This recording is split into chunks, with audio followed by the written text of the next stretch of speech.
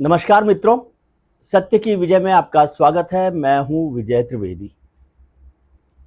उपराष्ट्रपति चुनाव को लेकर राजनीतिक गहमागहमी तो बढ़ गई है, लेकिन लग रहा है कि जो अपोजिशन पार्टीज हैं, इंडिया ब्लॉक है, वो इस लड़ाई में पिछड़ रहा है। नंबर के हिसाब से तो वैसे भी वो पिछड़ा हुआ ही है, लेकिन लड़ाई को भी लड़ने का एक तरीका होता है, उसमें शायद उसकी रफ्तार कुछ धीमी है।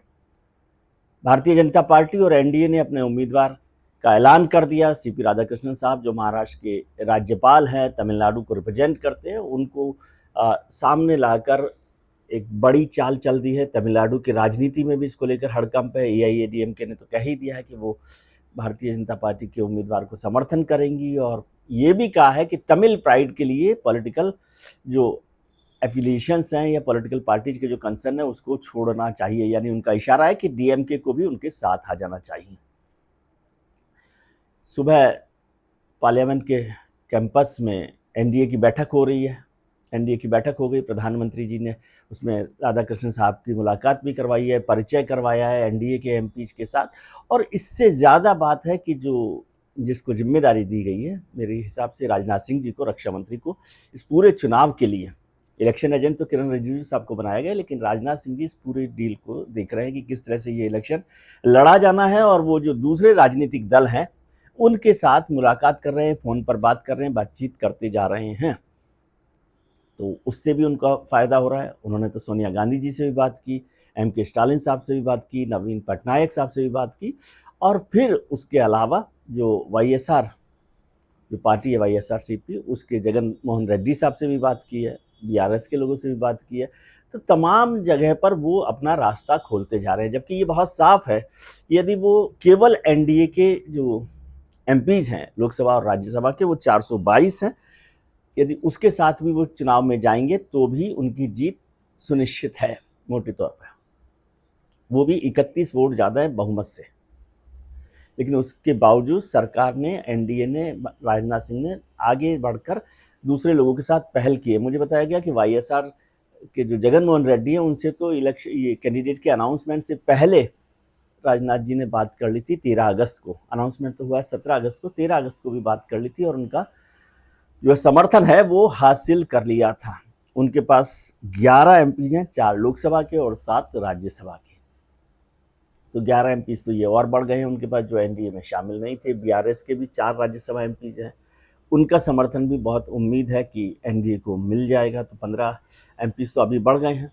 अभी तो आगे बात चलनी है, किस तरह से रिपोर्ट हो रही है। कई मंत्रियों को और सांसदों को अलग अलग जिम्मेदारी दी गई है। निशिकांत दुबे के घर पर भी एक बैठक हुई थी, जिसमें अलग अलग जिन नेताओं को, मंत्रियों को और जिम्मेदारी दी गई है उपराष्ट्रपति चुनाव की, उनकी रिपोर्ट और कैसे काम करना है, इस पर काम किया गया है।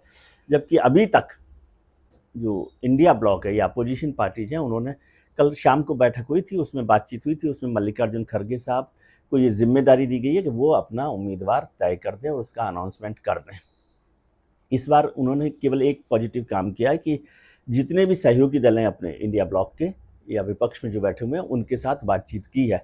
याद होगा आपको, पिछली बार ममता बनर्जी इस बात से नाराज हो गई थी कि भाई उनको कंसल्ट ही नहीं किया गया था टीएमसी को कैंडिडेट बनाने के वक्त में, मार्गरेट अल्वा को, और इसलिए टीएमसी ने उस समय पार्टिसिपेट नहीं किया था वोटिंग में।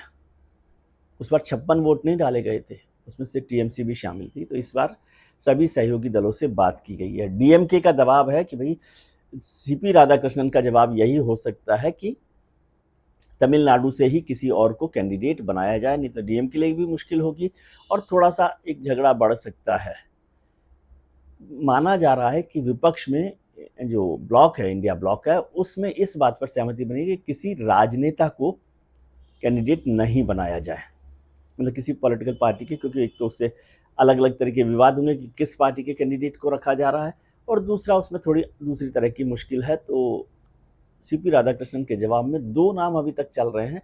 एक नाम है महात्मा गांधी के great grandson author Tushar Gandhi का, और दूसरा नाम चल रहा है इसरो के प्रोग्राम डायरेक्टर रहे पद्मश्री एम अन्नादुराई का। एम अन्नादुराई चंद्रयान 1, चंद्रयान 2 के भी प्रोग्राम डायरेक्टर थे, और मून ऑर्बिट का जो एक प्रोग्राम था उसके लिए भी वो काम कर रहे थे, उसको देख रहे थे। तो एम अन्नादुराई से फ़ायदा यह है कि तमिलनाडु का काम भी हो जाएगा, और दूसरा साइंटिस्ट हैं, उसका फ़ायदा होगा। तुषार गांधी का नाम की भी चर्चा चल रही है। गांधी परिवार से अगर तुषार गांधी लड़ते हैं चुनाव, तो ये दूसरा मौका होगा। इससे पहले राजमोहन गांधी जो ग्रैंडसन थे महात्मा गांधी के, वो भी ऑथर हैं, बड़े नामी गिरामी नाम था उनका राजमोहन गांधी। वो वेंकैया नायडू के खिलाफ उम्मीदवार बनाए गए थे 2017 में जब उपराष्ट्रपति का चुनाव हुआ था।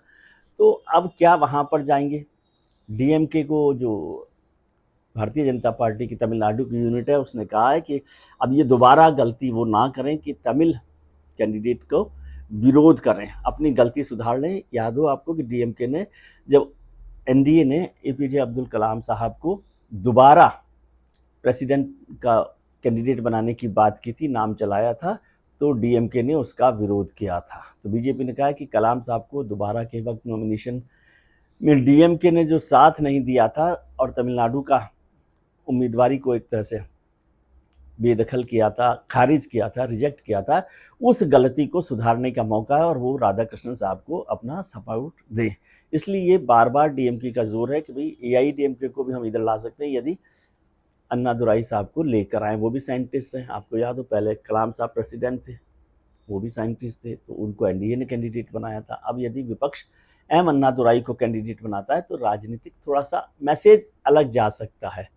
चुनाव के नतीजों में मुझे नहीं लगता कि कोई बहुत बड़ा बदलाव होगा। एनडीए की कोशिश है कि कम से कम 100 वोट की लीड तो हो ही जाए, कम से कम।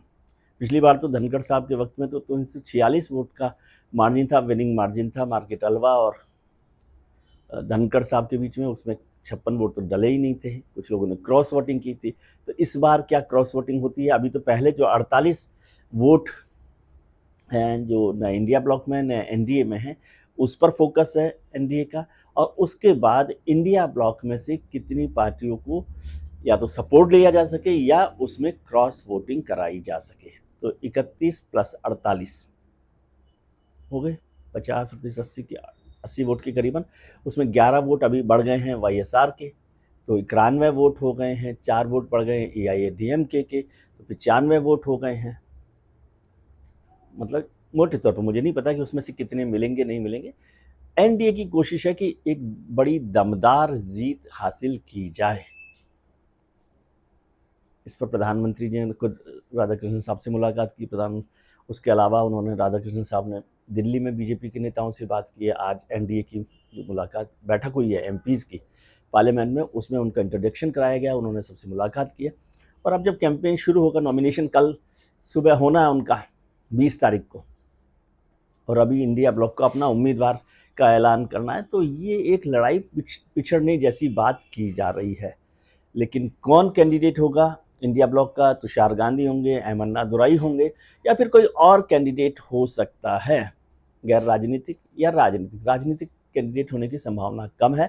लेकिन एनडीए के लिए बार बार कहा जा रहा है कि उनके पास तो पूरा नंबर है, उसके बाद भी वो सब लोगों से मिलने बात करने की कोशिश कर रहे हैं। राजनाथ जी का फायदा यह है कि उनको लेकर आमतौर पर किसी तरह की नाराजगी किसी विपक्षी दल में नहीं होती है, तो उनकी एंट्री होना, उनकी बात को सुनना थोड़ा आसान होता है।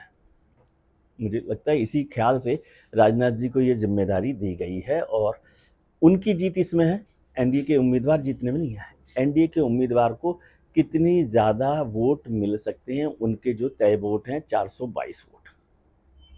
इसमें एक और महत्वपूर्ण बात फिर से मैं याद दिला देता हूँ कि उपराष्ट्रपति के चुनाव में पार्टी व्हिप नहीं होता है। यानी कोई क्रॉस वोटिंग कर दे तो उसे क्रॉस वोटिंग ही नहीं कहना चाहिए। तो वो यदि खेमाबंदी से लक्ष्मण रेखा अपनी जो है उसको पार करके इधर भी आ जाए तो उसकी मेंबरशिप नहीं जाती है। वोट में तो ये भी है, वैसे प्रेफरेंस वोट होता है, प्रेफरेंशियल वोट होता है। पहला और दो, यदि 2 कैंडिडेट हैं तो 1 और 2 नंबर की प्रेफरेंस हो जाएगी। हालांकि एनडीए को इसकी ज़रूरत नहीं है, वो फर्स्ट प्रेफरेंस में ही जीत जाएंगे।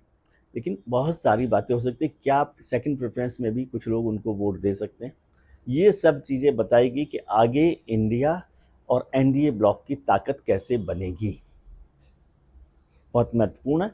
और इसके साथ शुरू हो गई बहस कि भाई ये सिर्फ उपराष्ट्रपति का चुनाव तो होगा और उपराष्ट्रपति के लिए भारतीय जनता पार्टी ने दक्षिण से अपना उम्मीदवार बना दिया है, तो अब जो सबसे लॉन्ग टाइम वेटिंग पोस्ट है वो है भारतीय जनता पार्टी की राष्ट्रीय अध्यक्ष की। तो उसके लिए क्या रीजनल बैलेंस किया जाएगा, क्या उत्तर पूर्व या पूर्व से नाम होगा? राष्ट्रीय अध्यक्ष पर फिर से चर्चा करेंगे, फिर बात करेंगे कि क्या होने वाला है। पहले अभी उपराष्ट्रपति के चुनाव की जो एक्सरसाइज है उसको देखते हैं। कल नॉमिनेशन होना है राधाकृष्णन साहब का, 21 अगस्त लास्ट डेट है, 9 सितंबर को चुनाव होना है। आज के लिए इतना ही। आप अपना ख्याल रखिए और उनका ख्याल रखिए जो आपका ख्याल रखते हैं। अपने मित्रों, परिजनों, रिश्तेदारों के साथ खुश रहिए, मस्त रहिए, व्यस्त रहिए, स्वस्थ रहिए। नमस्कार, आभार, प्रणाम।